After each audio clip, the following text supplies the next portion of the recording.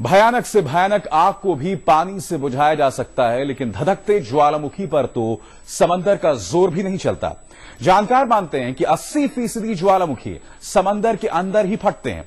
पिछले साल प्रशांत महासागर के समोआ के समंदर में ज्वालामुखी फटा था और उससे 3 साल पहले फिलीपींस में समंदर के अंदर मचा था ज्वालामुखी का हाहाकार।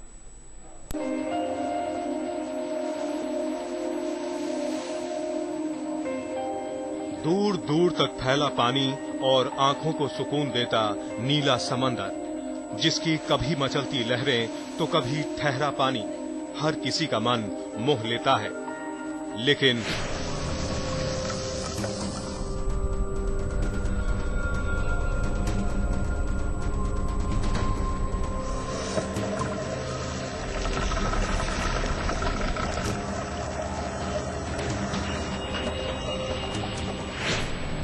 जब उबलता है समंदर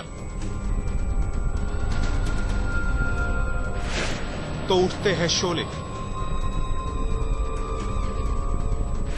जो मचाते हैं समंदर में हाहाकार।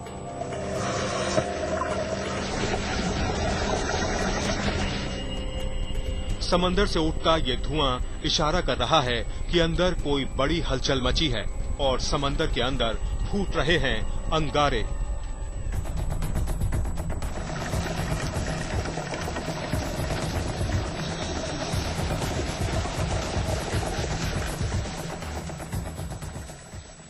ऐसे अंगारे जिनकी तपिश दूर दूर तक महसूस होती है। समंदर के भीतर रहने वाले जीवों का जीना हराम हो जाता है।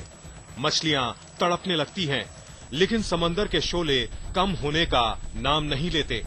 ये खौफनाक मंजर फिलीपींस के समंदर के अंदर हुए ज्वालामुखी विस्फोट का है। 25 अप्रैल 2006 को समंदर का सीना चीरते हुए आग और धुएं का गुबार फूट पड़ा। समंदर के अंदर हुई इस धमक को दूर दूर तक महसूस किया गया। देखते ही देखते शांत समंदर धधकते शोलों में तब्दील हो गया। तापमान लगातार बढ़ता गया और उसके साथ ही बढ़ता गया खतरा। धरती पर ज्वालामुखी विस्फोट देखकर ही लोगों की रूह कांप जाती है। फिर समंदर के अंदर सक्रिय हुआ ये ज्वालामुखी लोगों के लिए किसी खौफ से कम नहीं था। ये ज्वालामुखी 3 दिन तक लगातार आग और लावा उगलता रहा। चौथे दिन आग और धुएं का गुबार कुछ कम हुआ तो लोगों ने सोचा कि ज्वालामुखी थम गया, लेकिन कुछ ही देर में उसने फिर आग और शोले उगलने शुरू कर दिए। आग और उसके तापमान का अंदाजा इसी बात से लगाया जा सकता है कि जहां से ज्वालामुखी विस्फोट के दृश्य फिल्माए जा रहे थे, वहां कोई भी इंसान नहीं था। धरती पर बढ़ रहे तापमान को लेकर आज दुनिया भर में चर्चा है, लेकिन समंदर के अंदर हो रही ऐसी हलचलें भी कम खतरनाक नहीं हैं। लेकिन सबसे बड़ा सवाल ये है कि इसे रोक कौन सकता है। आज तक ब्यूरो।